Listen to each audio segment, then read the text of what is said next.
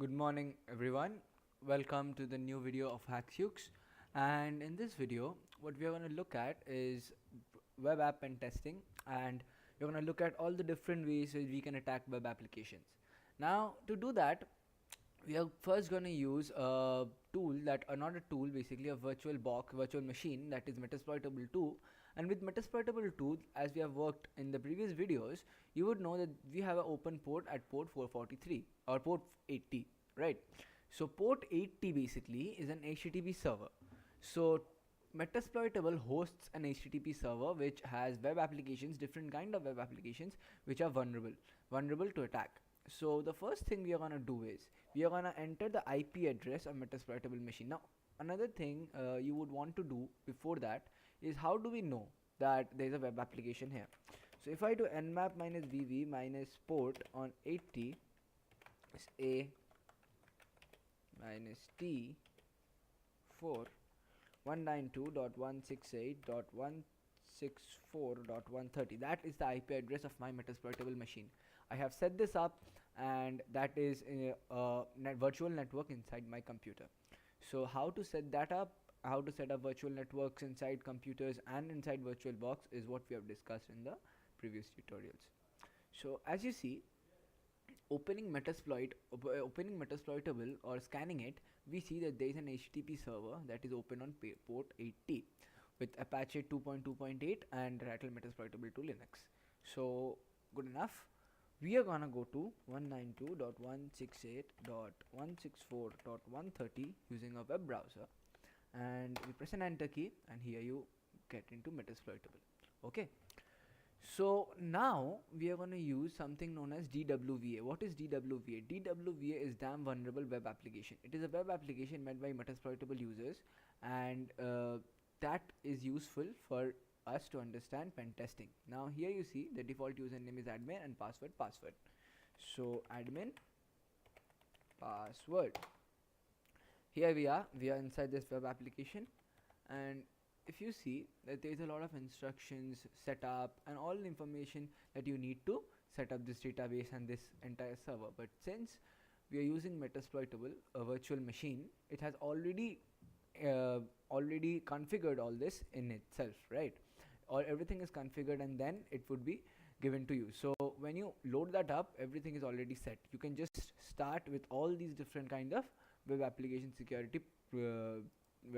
security attacks which we generally do on this web server.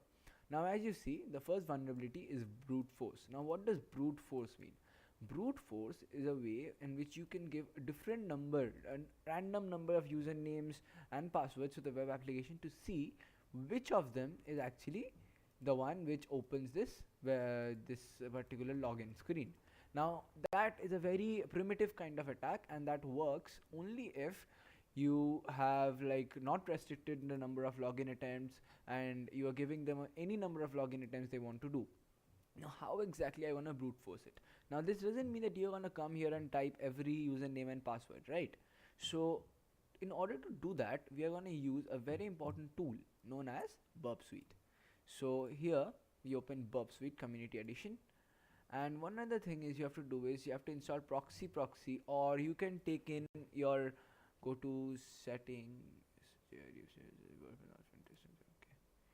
Okay, so now what you can do is you can go to preferences, and you can type proxy to change the proxy settings here, and set this at 127.0.0.1 at port 8080. Why? Because Burp loads at that port in your computer.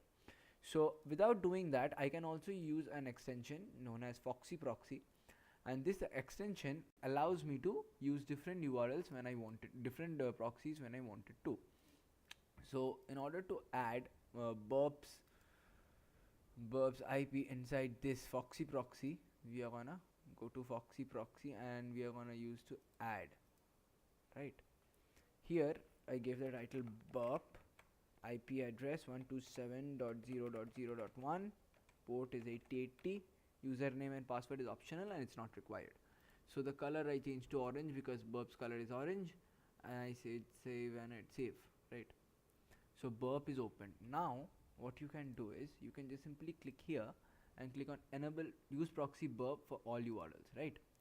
Now once this is loaded, now every request I send through this browser is first sent to this burp suite. How do I set this burp suite up? By starting a project, and you see burp suite is pretty much loaded. Now you go to proxy, you go to options, you see burp is listening on 127.0.0.1 8080 with its intercept as on, right? What means by that? That means that if I give a username, say admin, and a password and login, I would get that here in burp, right? So what we can do with this is we can simply send this to repeater, and here in repeater you can look into the different parameters that are passed. Like for instance, admin and password parameters are the ones that are passed here using Burp Suite. So using this browser, right? So what we have to do is we have to keep changing this and this, and we have to give them as many as we can send them until we finally find the username and password. So that is how brute force is carried on, and brute force is all about. So I would send this to intruder. Now intruder is gonna have this host and this 80 is target.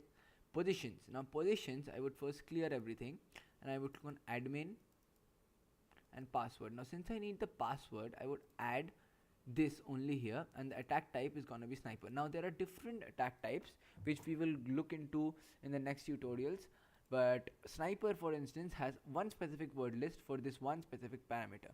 If I clicked on two parameters, then sniper would use the same word list for both the parameters. Now what this means is what you're gonna understand in just a while. You can look into the payload positions and the payload types just by using this. You see here you have definitions of attack type, sniper, what sniper does, pitchfork, battering ram, cluster bomb. You would get all the information that you need from here. Now payloads is a simple set and there's a simple list, right?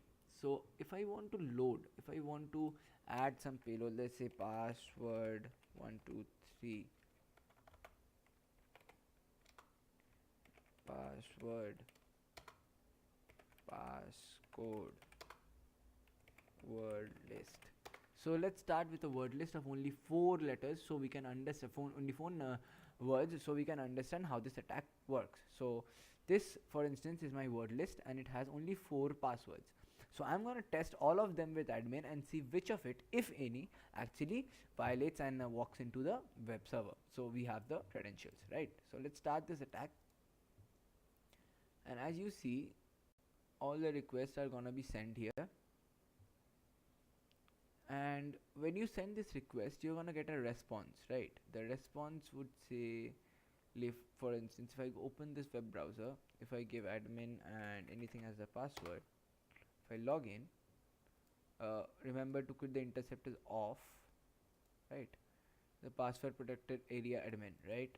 So basically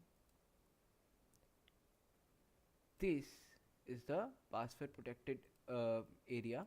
This is the password protected area which I am sending it to him. This means that when I give a username and password to it, when I attack it and I see the different options, I will just show you.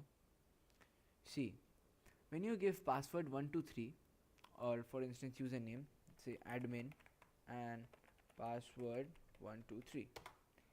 So when I log in, I would see username and password incorrect. So now you see, when I send this password 123 here, if I look into the response and if I look for something written as username and password incorrect, so I would search for incorrect and I would see that username and password incorrect is given in this case. If I look into passcode and if I search for the same, I would also see that all my words are incorrected here. But if you notice one thing, that all of them look pretty much the same, but the length here is different. The length of the first payload, that is with no payload, there is a different length. For every incorrect password, it has a length of 4885, but here we have a length of 4881, 4951. So that interests me, that makes me look into the response of this particular payload password. So if I look into the response and if I search for incorrect, I see I cannot find the incorrect one. So that means that this particular payload, that this particular password along with admin is what would give me access to the web server. How would I make sure that that is what the case is? For instance, I would simply cut this start attack and I would go here. I would go to repeater once more, and in repeater, as you see, if I set this as password 123 and if I send this to the web server, I would get a response which would say incorrect password, right? But at the same time, if I move this and if I give a response of only password to it and I said go, I would see that there is nothing incorrect. Rather, I will see that I can also of course render this, and here you see welcome to password protected area admin. So this particularly means that if I go here and if I give a username of admin and a password of password, I would be able to log in this Metasploit system with welcome to password protected area. So this is how you're gonna look into any number of combinations here. You can load up a word list right from here and you can test any number of passwords and figure out which password and which username is useful to log into this system. Of course, you might not know the username is admin. You can even do that with the help of Burp Suite, and like I said, there are positions and options. Like for instance, if you go to battering RAM, you would see here that a battering RAM uses a single set of payloads and iterates through both of them. So a single set of payloads will be iterated through both of them.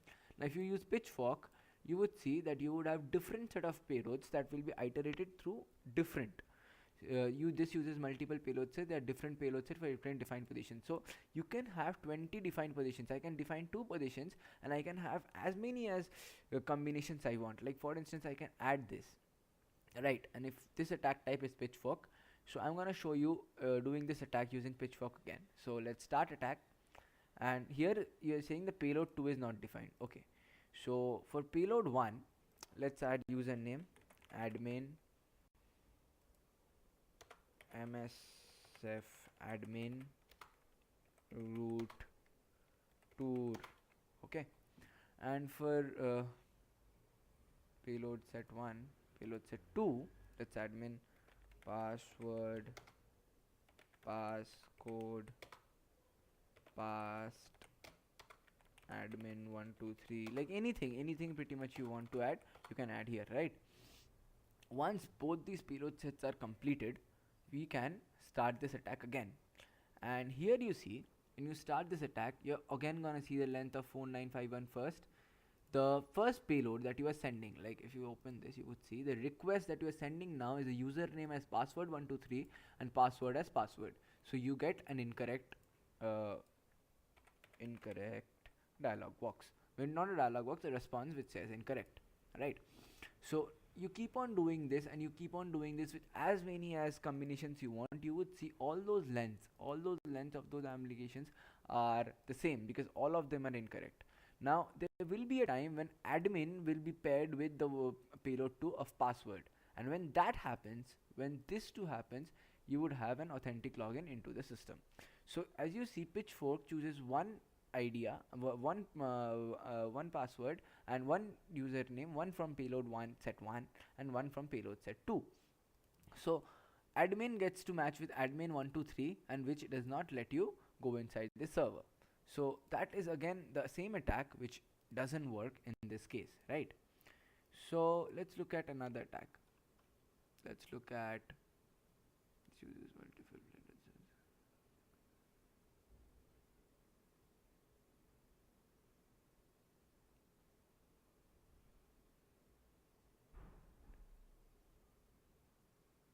So you see, this one, cluster bomb, uses multiple payloads that are different and iterates through each payload sent on so that all permutations and combinations are tested. Now this will actually let you test all the permutations and combinations. So let us click on cluster bomb and start the attack.